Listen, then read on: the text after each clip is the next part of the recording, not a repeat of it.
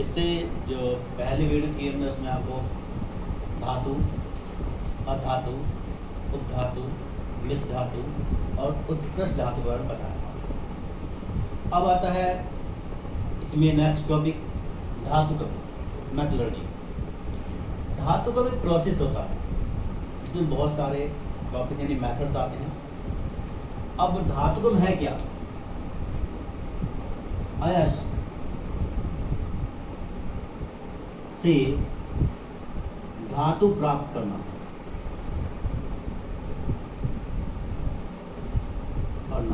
ये पूरा प्रोसेस जो होता है ये मेटलर्जी कहलाता है। इसमें कुछ पहले छोटे छोटे टॉपिक है, जैसे खनिज,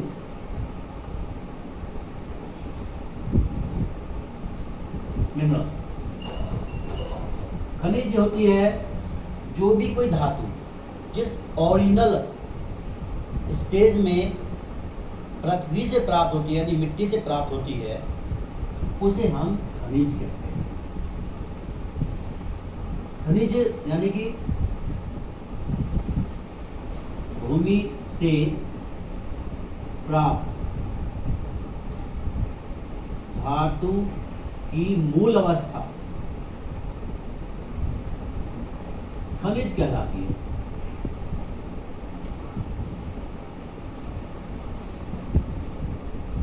तो खनिज वो होता है यानी धातु की वह ओरिजिनल स्टेज होती है जो पृथ्वी में से हमें प्राप्त होती है। एग्जाम्पल कॉपर पायराइट्स होता है, कॉपर पायराइट्स फॉर्मूला है CuFs2, ये कॉपर पायराइट्स है, ये खनिज। दूसरा आता है अयस्क, कोर्स बोल देते हैं। अब अयस्क को समझने के लिए थोड़ा सा ही देखें हम, हमारे पास खनिज है, ए खनिज और बी खनिज। हमने ए से भी धातु प्राप्त करनी है और बी से भी धातु मिलनी है। अब समझ आया कि यहाँ टाइम जो लगा है वो हमें लगे 7 डेज और 10,000 रुपए हमारे यहाँ खर्च हुए और हमें मिला 1 मिलीग्राम धातु। यहाँ पर 1 डे टाइम कितना खर्च हुआ हमारा? 1 डे, एक दिन, और 1,000 रुपए खर्च हुए हमारे यहाँ और हमें मिला है 500 ग्राम धातु। तो आप देख सकते हैं कि हमें प्रॉफिट कहाँ है, ए खनिज से है या बी खनिज से। तो ज़्यादा इकोनॉमिकली जहाँ ज़्यादा से ज़्यादा धातु प्राप्त होगी उस खनिज को हम क्या कहेंगे? अयस्क कहेंगे। और जिससे इकोनॉमिकली हमें नुकसान होता है उसे हम खनिज ही कहेंगे, अयस्क नहीं कहेंगे। तो सभी अयस्क क्या हो सकते हैं? खनिज, पर किंतु सभी खनिज अयस्क नहीं हो सकते। तो हमें पता चल गया कि अयस्क किसे कहते हैं? वे सभी खनिज जिनसे इकोनॉमिकली अधिक से अधिक धातु प्राप्त होती है उसे हम अयस्क कहते हैं। उदाहरण कॉपर पायराइट, क्योंकि ये खनिज भी है और ये अयस्क भी हो सकता है। तो ये अयस्क है क्योंकि इससे हमें इकोनॉमिकली जो है कॉपर बहुत ज़्यादा मात्रा में मिलता है और अच्छा इकोनॉमिकली मिल जाता है। इसके बाद इसमें इस है टॉपिक गालक, फ्लक्स बोल देते हैं। वर्ड हिंदी में देखिए गालक, वर्ड अपना चला, गालक यानी गलाने वाला।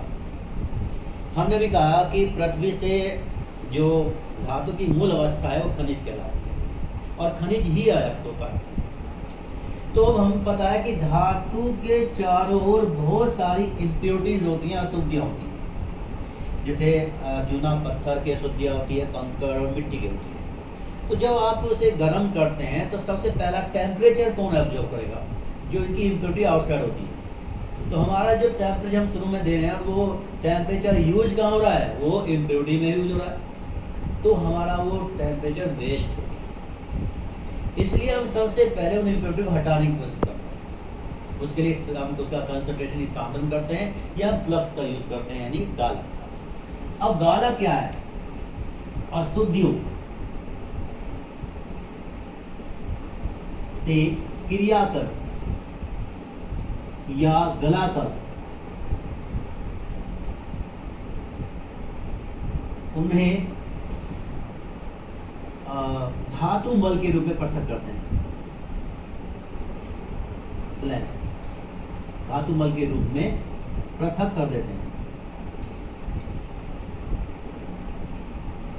यानी कि गालक वे पदार्थ है जो X में उपस्थित अशुद्धियों से क्रिया करेंगे या उन्हें गलाकर धातु मल के रूप में अलग कर देते हैं। तो यहाँ इम्प्योरिटीज को अलग करने के लिए हम किसका यूज करते हैं? गालक। अब ये दो प्रकार के होते हैं।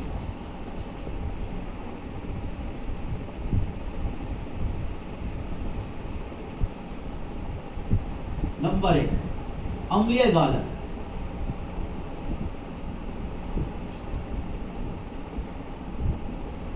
नंबर 2 क्षारीय गालक। ये एसिडिक लैप्स हो जाएगा, ये हो जाएगा बेसिक। अम्लीय गालक हम इस्तेमाल कब करेंगे? जब इम्प्योरिटीज यानी अशुद्धियां क्षारीय होंगी तब इसका इस्तेमाल किया जाए। और क्षारीय गालक का इस्तेमाल कब करेंगे? जब अशुद्धियां कैसे होती हैं? अम्लीय होती हैं, तब इस्तेमाल करते हैं। अब इसमें एग्जाम्पल भी है। SiO2 इसका सबसे ज्यादा इंपॉर्टेंट है। ये है एसिडिक जो फ्लैक्स है। और इसका एग्जाम्पल आपके पास कैल्शियम ऑक्साइड है, मैग्नीशियम ऑक्साइड, ये दो होते हैं। अब जैसे CaO ले लिया प्लस SiO2 ले लिया तो मिलता है CaSiO3। यहाँ पर ये क्षारीय अशुद्धियां हैं और ये कौन सा है? अम्लीय गालक। और ये बन गया धातु मल। यानी कैल्शियम ऑक्साइड जो है बेसिक इंप्योरिटीज है जो कि एसिडिक फ्लक्स के साथ कंबाइन होकर स्लैग के रूप में अलग हो जाती है। सेम कंडीशन इसी रिएक्शन को हम यहाँ यूज कर सकते हैं। CaO plus SiO2 equal to CaSiO3। ये सेम धातु मल यानी स्लैग हो गया ये। और यहाँ पर ये क्या होगा? यहाँ पर ये क्या होगा? Basic impurities.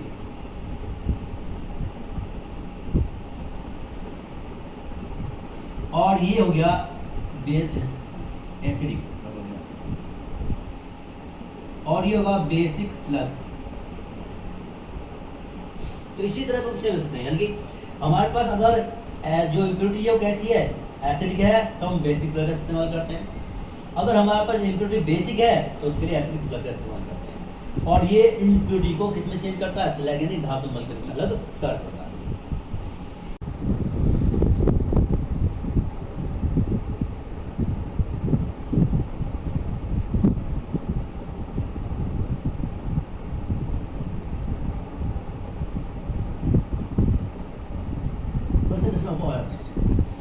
अभी आपको बताया था कि जैसे हमने खनिज को हम कहाँ से लेते हैं? अर्थ में से लेते हैं। तो उसके साथ बहुत सारी इम्प्योरिटीज होती हैं। अब उन इम्प्योरिटीज को सेपरेट करना जरूरी है, वरना हमें मेटल प्राप्त करने में बहुत ज़्यादा एनर्जी और बहुत ज़्यादा हमारे इकोनॉमी के लिए जो कंडीशन है वो वेस्ट हो जाएगी। तो सबसे पहले हम किसी भी धातु में पहला हेडिंग हमारा हमेशा रहता है कंसंट्रेशन। कंसंट्रेशन आप जानते हैं कि हमने एक गिलास पानी ले लिया, उस पानी में हमने डाल दिया रेत 4 चम्मच, गिलास पानी से भरा। अब रेत को कैसे बढ़ाएं? बिना बाहर से डालें तो हम क्या करेंगे? उसे पानी को निकाल देंगे, यानी बॉईल करना शुरू कर देते हैं। बॉईल करने पे पानी वेपर में चेंज हो जाएगा। और जबकि जाते हैं सैंड जो है तो वो वेपर में चेंज नहीं होती, तो इसकी कंसंट्रेशन बढ़ती चली जाएगी धीरे धीरे। पानी कम होता जाएगा तो सैंड की कंसंट्रेशन इंक्रीज होगी कंपेयर टू इसके वाटर। सेम प्रोसेस वही है यहाँ से। हमें इम्प्योरिटीज को कम करना है। जितना इम्प्योरिटीज हटती चली जाएगी उतना ही मेटल इंक्रीज होता जाएगा, यानी इसकी कंसंट्रेशन इंक्रीज होती जाएगी कंपेयर टू इम्प्योरिटीज। अब इसमें हमारे पास की कंसंट्रेशन क्यों आवश्यक है मैं बता चुका हूँ।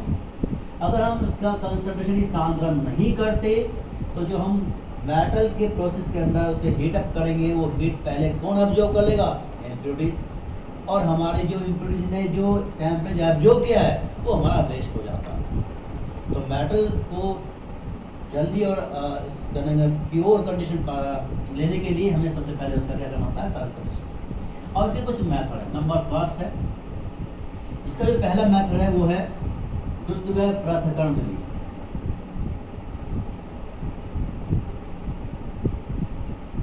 ग्रेविटी सेपरेशन होता है, ग्रेविटी सेपरेशन है। इसके अंदर क्या करते हैं कि ऑयस के टुकड़े हैं, बहुत सिंपल मेथड है। हमने ऑयस ले लिया, इसे हमने पीस में कर दिया और फिर हमने इसे वॉश किया विद वाटर,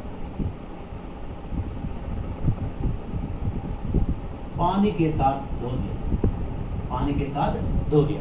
जब पानी के साथ धो देते हैं तो इसके साथ जो इम्प्योरिटी थी वो पानी के साथ बह जाती है। जैसे फर्श पे मिट्टी पड़ी हो तो बाल्टी पानी मारते हैं या पाइप से पानी मारते हैं तो पानी से जो मिट्टी कण है वो बह जाते हैं और हमारे जो सॉलिड या जो स्ट्रॉन्ग या जो हाई वेट वाला पार्टिकल है वो रह जाता है।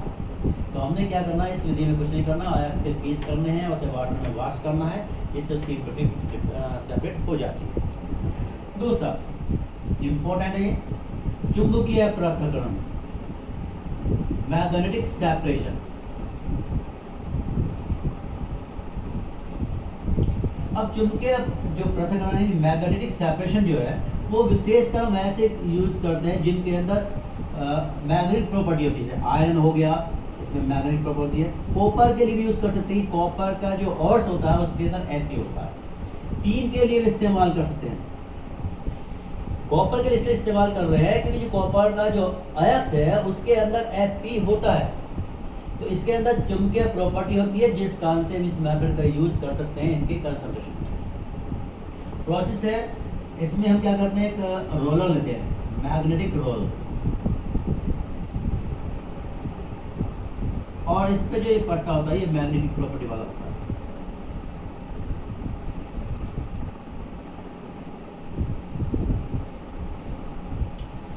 अब हमने क्या करा, इस पे ऑयल्स को बारीक पाउडर में फॉर्म में हमने इसे करके इस पे डाल दिया।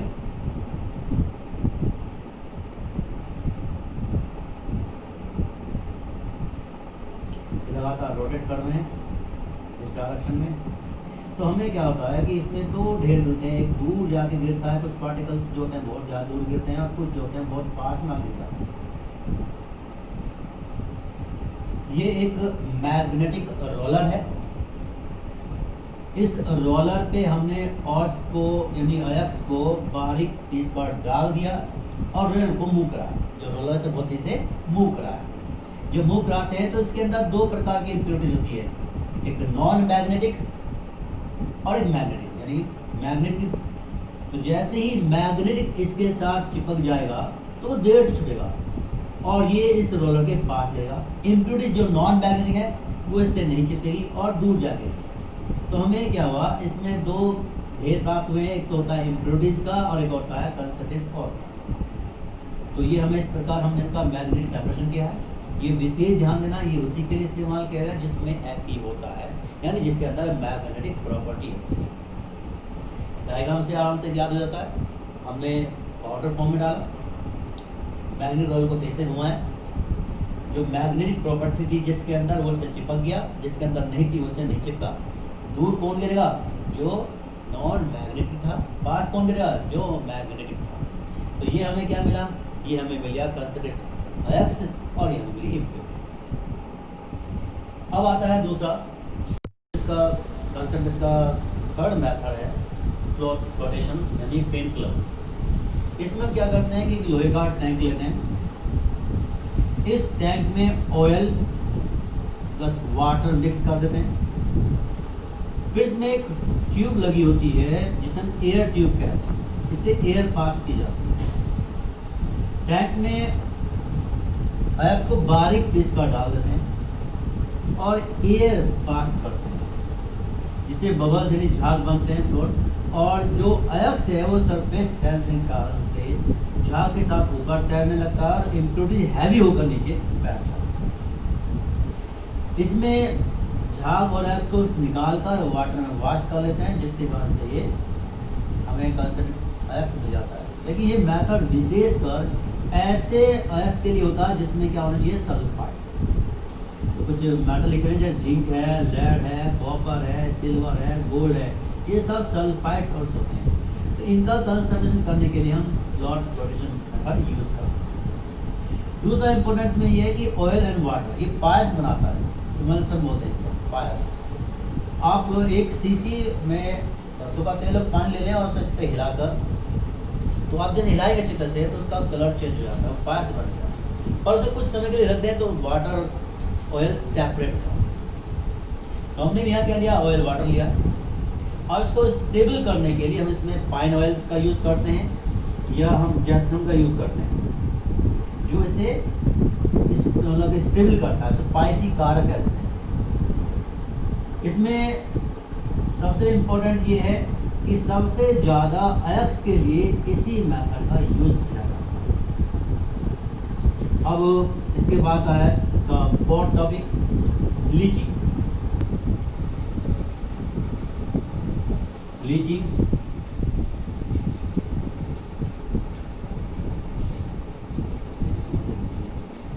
में इसमें क्या होता है कि हम इम्प्योरिटीज को सेपरेट करने के लिए केमिकल, एसिड हो सकता है, बेस होता है, यूज करते हैं।